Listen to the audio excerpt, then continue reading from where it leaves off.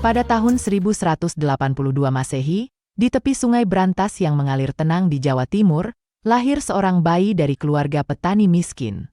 Bayi ini diberi nama Ken Arok oleh ibunya, Ken Endok, istri dari seorang pembantu adipati di kerajaan Kediri bernama Gajah Para.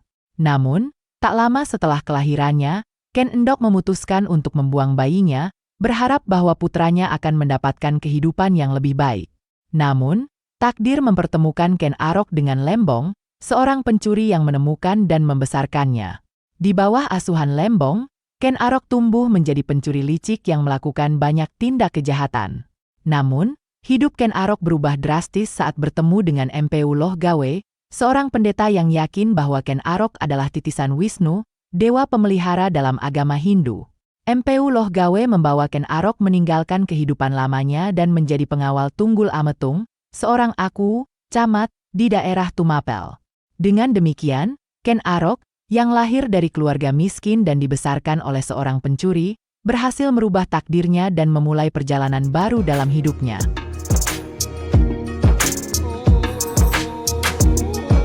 Ken Arok, yang bekerja sebagai pengawal Tunggul Ametung, terpikat oleh kecantikan Ken Dedes, istri dari Tunggul Ametung.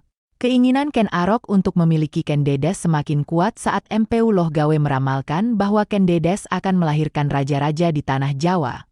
Untuk mewujudkan ambisinya, Ken Arok memesan keris kepada Empedu Gandring, seorang pandai besi terkenal. Empedu Gandring menjanjikan keris yang ampuh untuk membunuh Tunggul Ametung dalam waktu 1 tahun. Namun, Ken Arok tidak sabar dan merebut keris yang belum sempurna tersebut, lalu menusukkannya ke dada Empedu Gandring hingga tewas. Dalam keadaan sekarat, Empedu Gandring mengutuk keris tersebut, mengatakan bahwa keris itu akan membunuh 7 orang raja, termasuk Ken Arok dan keturunannya. Setelah kembali ke Tumapel, Ken Arok meminjamkan kerisnya kepada Kebo Hijo, seorang rekan kerjanya. Malam berikutnya, Ken Arok menyusup ke kamar Tunggul Ametung dan membunuhnya dengan keris tersebut.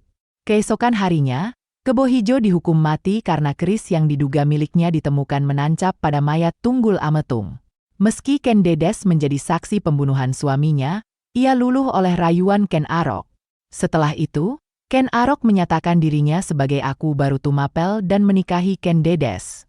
Saat dinikahi Ken Arok, Ken Dedes tengah mengandung anak Tunggul Ametung yang kemudian diberi nama Anusapati.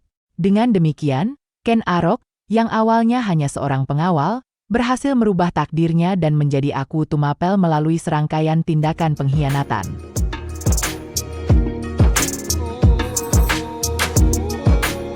Pada tahun 1222, Ken Arok, yang telah menjadi aku Tumapel, memutuskan untuk memberontak dan berhasil mengalahkan Raja Kertajaya dari Kediri dalam pertempuran Ganter.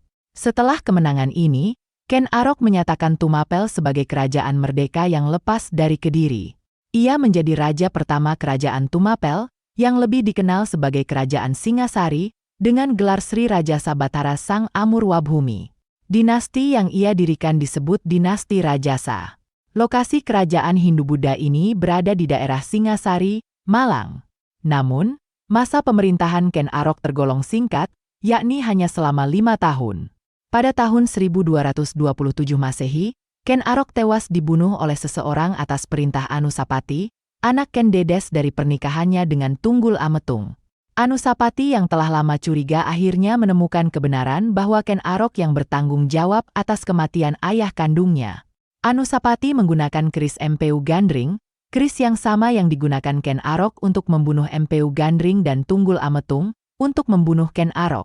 Dengan demikian, Ken Arok, yang awalnya hanya seorang pengawal, berhasil merubah takdirnya dan menjadi raja pertama kerajaan Singasari.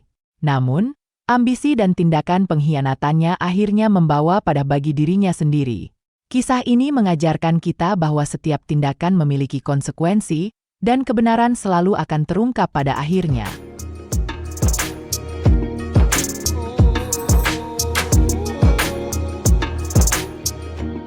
Dari pernikahannya dengan Ken Dedes, Ken Arok dikaruniai 4 orang anak, yaitu Mahisa Wongateleng, Apanji Saprang, Agnibhaya, dan Dewi Rumbu. Selain itu, dari hubungannya dengan selirnya yang bernama Ken Umang, Ken Arok juga memiliki 4 anak, yaitu Tohjaya, Panji Sudhatu, Tuan Wergola dan Dewi Rambi. Ken Arok dikenal sebagai pendiri dinasti Rajasa, dinasti yang menurunkan raja-raja Singasari dan Majapahit. Hal ini diperkuat dengan temuan prasasti Balawi yang dikeluarkan oleh Raden Wijaya, pendiri Majapahit. Dalam prasasti tersebut, Raden Wijaya mengaku sebagai keturunan Wangsa Rajasa. Selain itu, Raja Demak, Pajang, dan Mataram Islam juga merupakan keturunan dinasti Rajasa. Ken Arok, seorang pria yang berasal dari kalangan sederhana, berhasil menjadi penguasa paling kuat di Jawa. Kisah hidupnya sangat terkenal karena diwarnai dengan petualangan, pengkhianatan, dan tragedi. Sumber tentang kerajaan Singasari dan Ken Arok dapat diketahui dari Kitab Pararaton dan Negara Kertagama. Dengan demikian, Ken Arok, meskipun berasal dari latar belakang yang sederhana, berhasil mendirikan dinasti yang kuat dan berpengaruh di Jawa.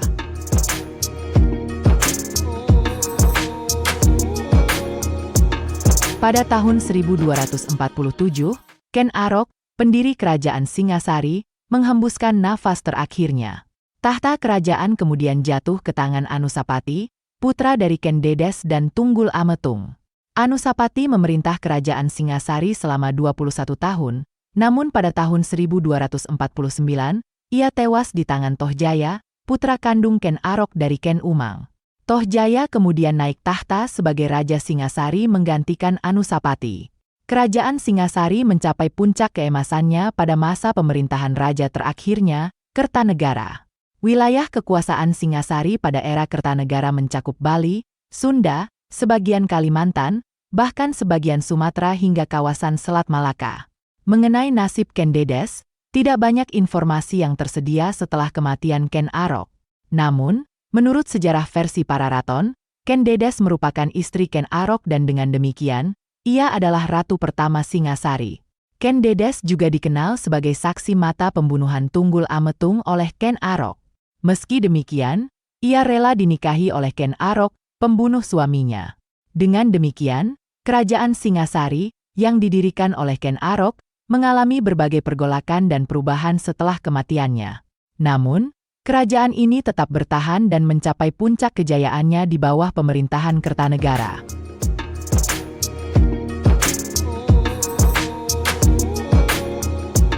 Setiap narasi yang kita dengarkan dan sampaikan merupakan kumpulan informasi dari berbagai media, seperti buku, manuskrip kuno, atau cerita lisan yang diwariskan dari generasi ke generasi. Setiap elemen dalam narasi tersebut membantu kita mendekati realitas, namun kita harus selalu menyadari bahwa realitas mutlak hanya ada di tangan Tuhan, Sang Pencipta kisah kehidupan.